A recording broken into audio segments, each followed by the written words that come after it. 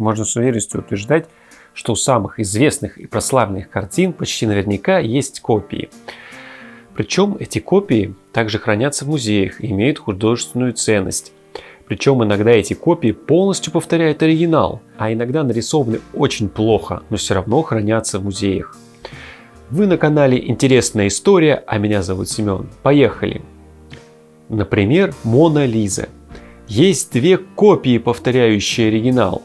Одна в музее Прадо, другая в частной коллекции. Причем у этой раньше был фон был черным, а потом его отреставрировали. Кто, интересно, подошел к этой картине и закрасил этот фон? По какой причине? Кстати, обратите внимание на реставрацию. То, что краски со временем темнеют, я слышал, но чтобы со временем они становились ярче и насыщенней и светлее, нет. И после реставрации ярко-красную скамейку увели практически в черный цвет. На вид эта реставрация выглядит как дорисовывание поверх, так называемый overpaint.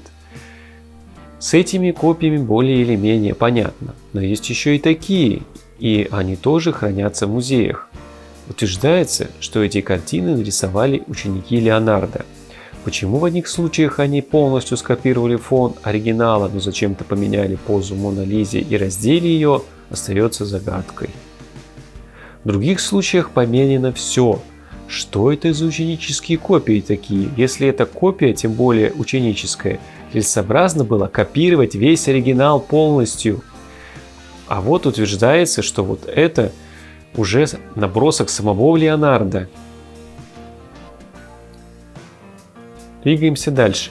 Копия на «Ночной дозор» Рембрандта. Кстати, у оригинала отрезали значительные куски по бокам и сверху, а у копии Моны Лизы закрасили весь фон черным цветом. Да, с картинами тогда не церемонились.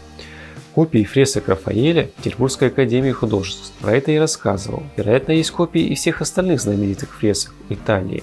А в Эрмитаже есть зал лоджии Рафаэля с копиями галереи дворца Папы в Ватикане, в котором все фрески выполнили ученики Рафаэля по его эскизам и рисункам. Приказ о создании таких копий дала царица Екатерина II в 1778 году.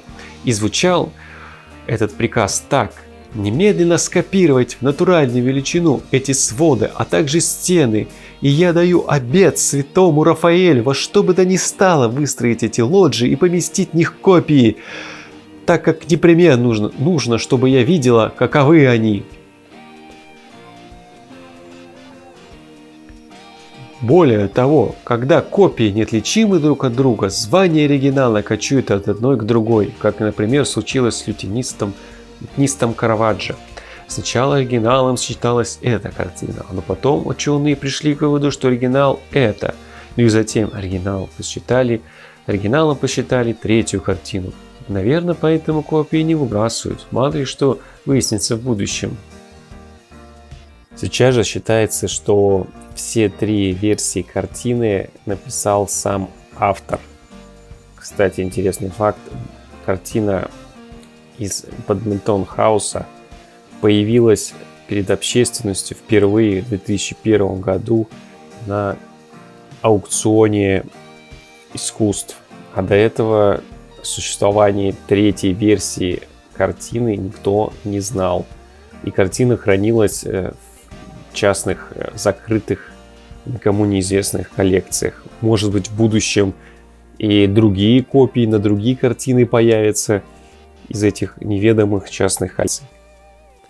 Но и самый интересный вид копий на примере картины Патинира «Бегство в Египет». Множество вариантов одной картины. Считается, что все кривые копии нарисованы его учениками, но самую красивую картину нарисовал сам автор. Почему ученики в своих ученических копиях меняли фон и персонажей, оставляя только общую идею, почему эти копии хранят в музеях, остается загадкой. Кстати, сам оригинал выглядит так, как будто очень хорошо умеющий рисовать людей и пейзаж художник нужные элементы нарисовал очень правильно и анатомично, а все другие стилизовал под старину, нарисовал таких смешных человечках в нелепых позах. Копия «Тайной вечери», где ключевые фигуры выполнил сам Леонардо да Винчи. Чтобы увидеть оригинал фрески, надо заказывать билеты заранее и находиться в помещении не больше 15 минут. А вот же копия. Авторы книги «Молодой Леонардо. Эволюция революционного художника» и ученые из США были в шоке от того, что, оказывается, существует точная копия фрески, и на написании книги они об этом не знали. Об этом рассказывается в их фильме про Леонардо да Винчи.